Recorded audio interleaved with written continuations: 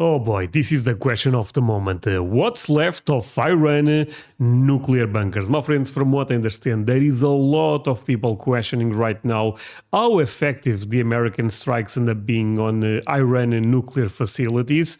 So I guess we shall see. But before I go into that, let me ask you for one thing. If you can leave a like, thank you so much. Is the best way to show support. Now, if you can subscribe, well, in that case, forget about it. You make my day. Have that in consideration. Link for the original video in my description, and let's let.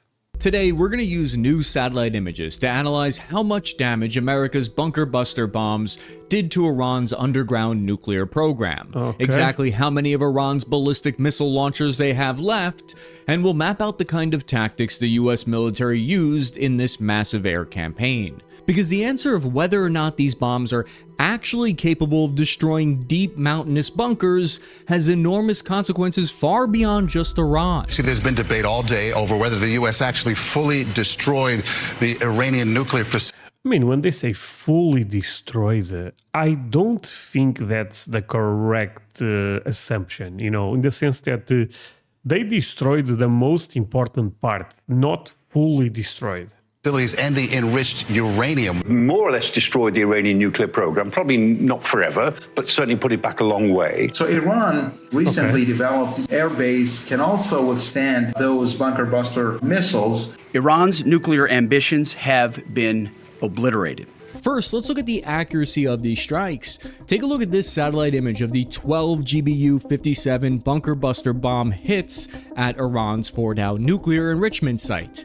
This reveals a lot. You can see there are two groups of 3 impact craters. Even though we only see 6 holes here, there were actually 12 GBU-57s. Yeah, but I guess the guy is going to explain this. But from what I understand, they end up dropping 2 bombs per hole.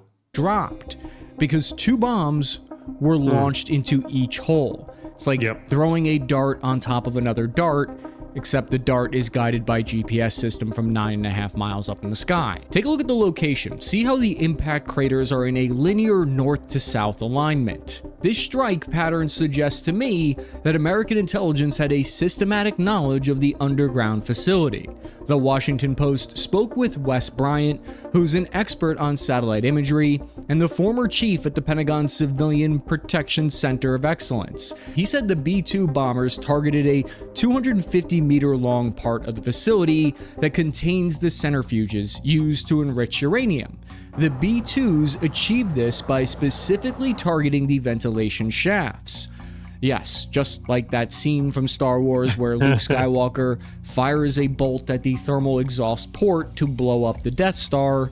And to be fair, that scene on Star Wars, I always question why the Death Star would have such a weak point, Fires a bolt at the thermal exhaust port to blow up the Death Star.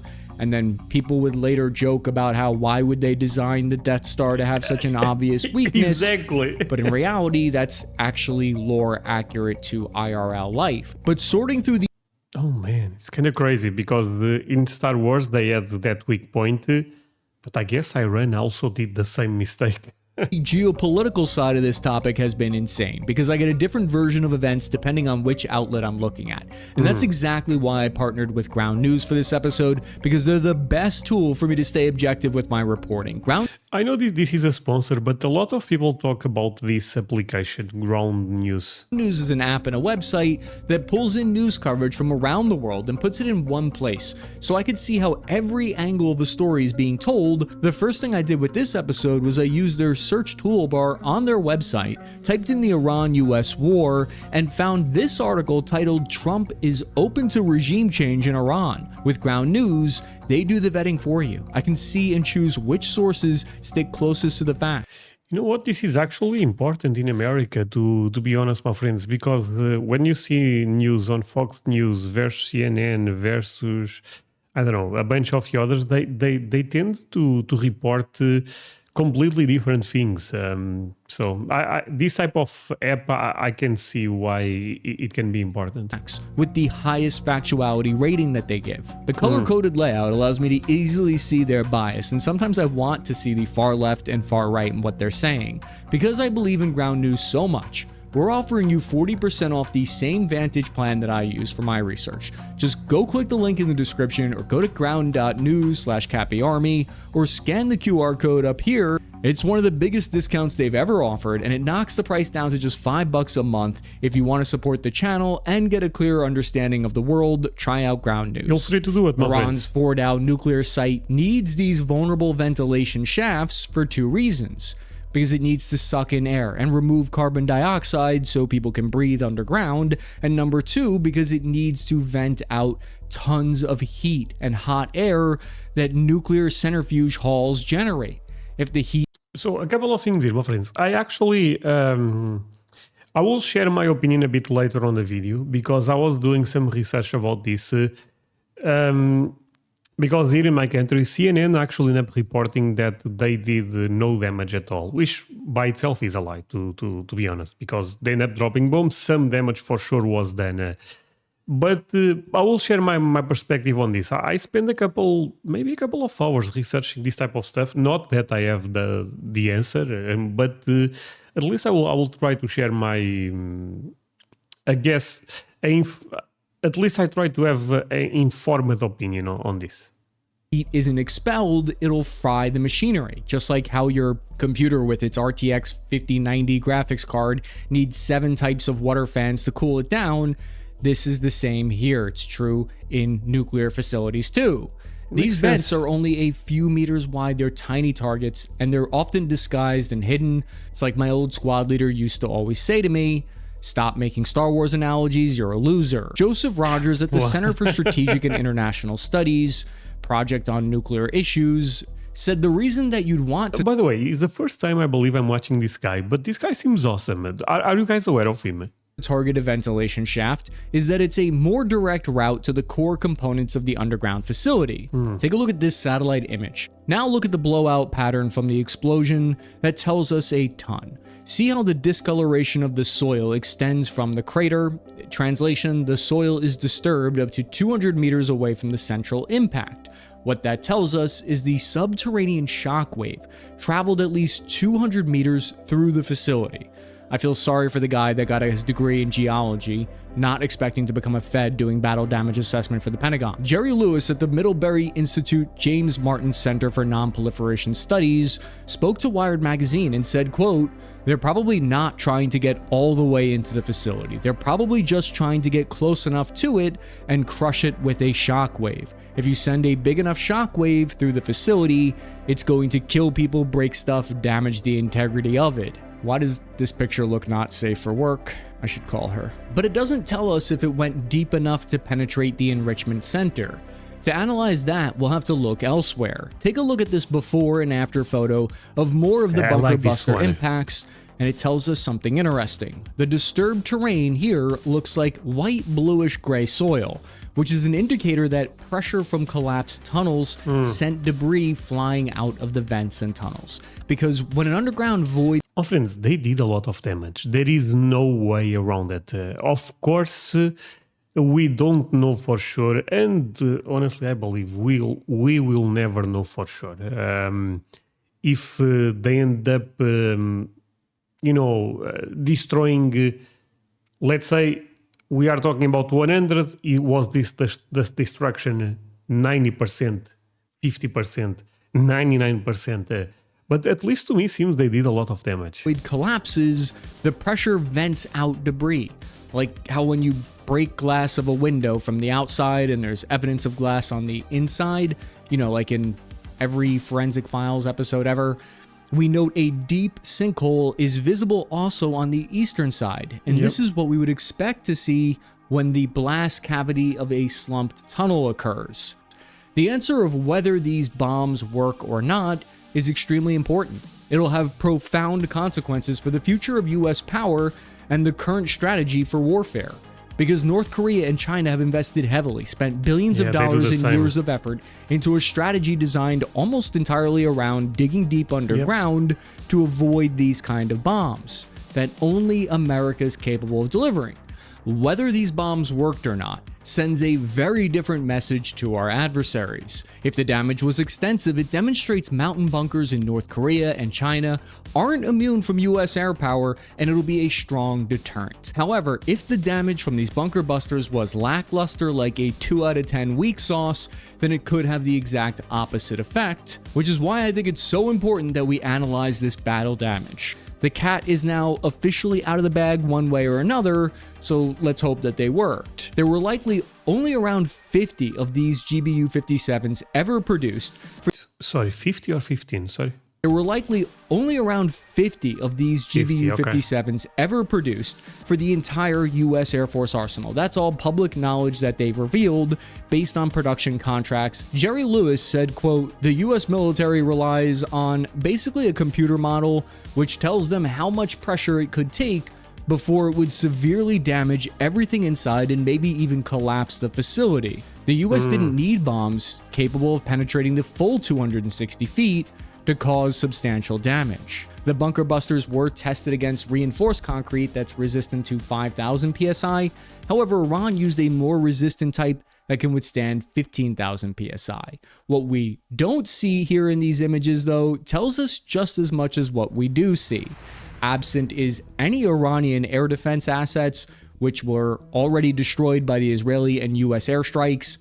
But can we really draw any conclusion of how effective Russian air defense equipment is against American stealth fighters? Maybe, maybe not.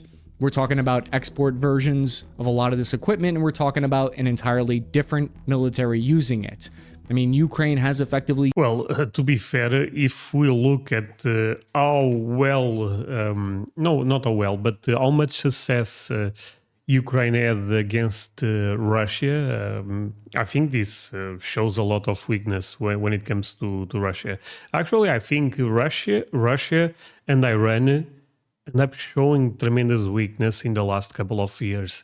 My question now is about China, to be honest, because I think China is a bit in a different level, but the other two, I believe you guys have this expression, paper tigers, but I'm kind of going with that. We're talking about an entirely different military using it. I mean, Ukraine has effectively used Russian-produced S-300 air defense. It's just tough for us to say a lot about that. Absent is any large-scale recovery or repair effort. I can see there is some activity on the road with vehicles there, which means Iran's agents are already on the ground assessing the damage. So I'm not sure when this guy did the video, this was already out, but there is news coming from Iran, from the top leaders, that they are actually reporting that the damage was insane. Of course, you can say they are trying to, to make us believe in something that is not true. At the end of the day, if we go by that, this is a really crazy. We have to believe in something. That's the thing. Of course, we can question both sides, but we have to believe in something. I would say one thing. I kind of trust the American military here. I think that they did a lot of damage, if I had to bet. Let's put things this way. And also, this was a bit of a reality check for me moment, my friends, because when I saw the title, and I'm talking about here in my country, my friends, CNN saying that they did no damage, was almost like, wait, they really made that title, no damage? Seems like they prefer to believe in all the ideas that put America down than the positive ones. You know what I'm trying to say, my friends? It's almost like they kind of hate what America does right. And that was a bit of a reality check to me. Repair effort. Because I love America, as you guys are aware. So, of course, I'm always hoping for the best. I hope this ends up working. But the other side, I think they look at this like, I hope this didn't work and we are going to push the idea this didn't work. And at the end of the day, they don't know.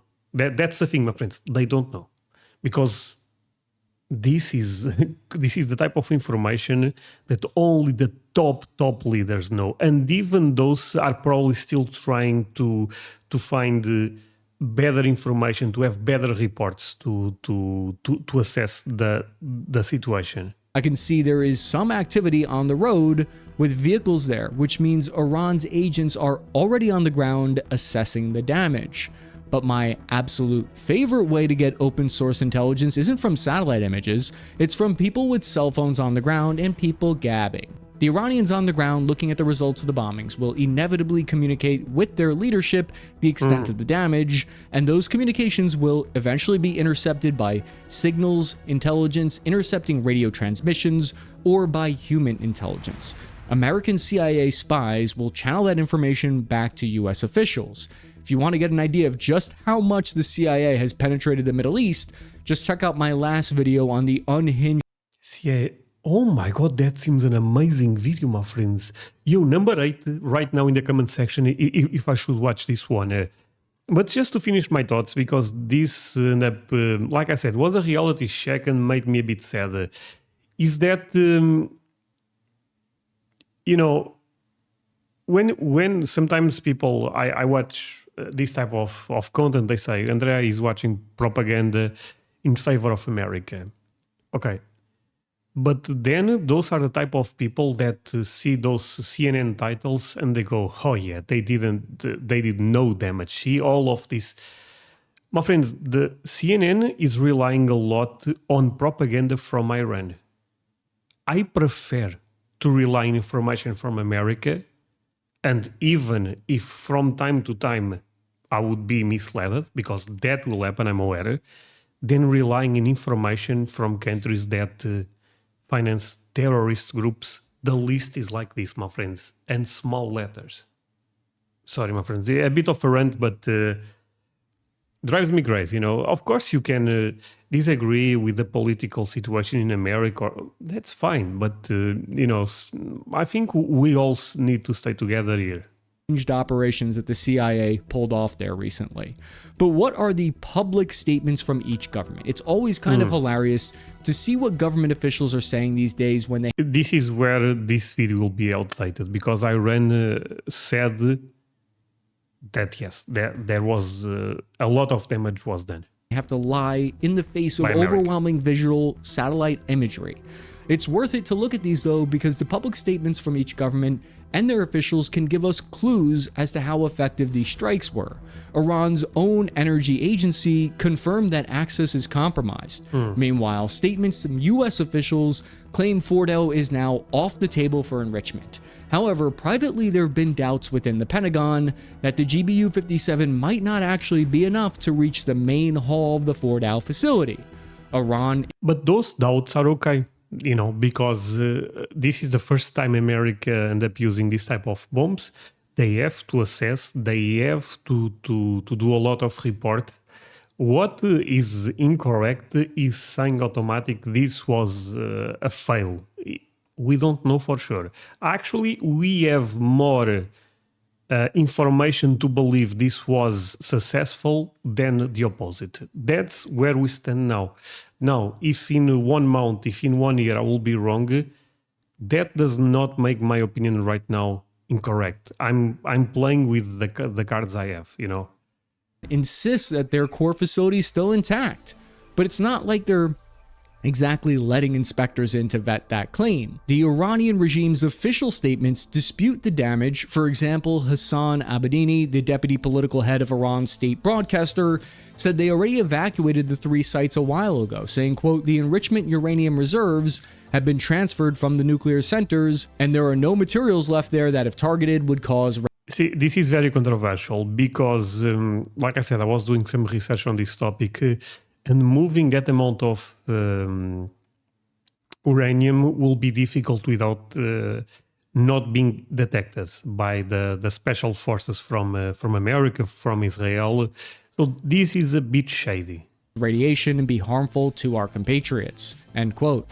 Well, the Iranians claim they were able to move all of their enriched uranium to a safe place before the U.S. bombing this weekend. But General McKenzie pointed out to me that it is very difficult to move radiated material around without being detected. Some evidence of this comes from Exactly. Israeli officials speaking to the New York Times. They said it appeared that Iran had moved equipment, including uranium, from the site ahead of time. These satellite images from Maxar confirmed the 17 trucks arrived before the attack and then left. Actually, didn't know this. These dump trucks could also be trying to fill in the tunnel entrances to prevent damage from the bomb. Usually in battle damage assessment in BDA, you're looking for how many enemy were KIA, but in this case, amazingly, the Iranian Red Crescent reported that no human casualties from any of the American strikes because all these facilities had been evacuated beforehand. Meanwhile, from 400 kilometers to the south, American submarines launched a massive wave of 300 Tomahawk cruise missiles at Esfahan nuclear site location to destroy the remaining buildings and knock it out for good. But wait a— Oh, wow. So they end up saying Tomahawk missiles?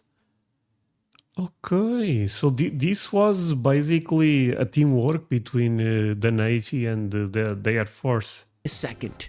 Is there a risk of radiation after the attack? Since the US targeted enrichment sites instead of something like a active reactor or a weapon stockpile, there isn't really a risk of that. Operation Midnight Hammer used considerable resources, including 120 US Air Force fighter jets, E-18 Growler electronic warfare jammers, and civilians on the ground in Iran reported major cell phone, GPS, and other communications interruptions in the area.